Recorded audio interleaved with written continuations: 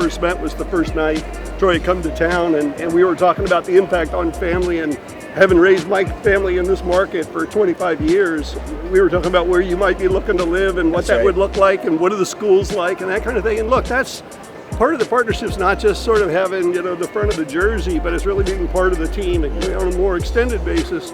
And we've just loved that. And so today is just sort of a manifestation recognizing that it's not just the player on the pitch, it's also the family behind them that's so important. From our standpoint, I think a lot of times you don't have a great concept of the sponsor that really is a part of your team, and we do. We understand who Guidehouse is, we understand what their intentions are, and it's not just a transactional relationship, and I think you're seeing that come together today. And I think one thing that they believe in and that we're trying to foster a lot is just to be really intentional about everything you do so you can bring everyone together, and that type of energy, you can feel it in the stadium today.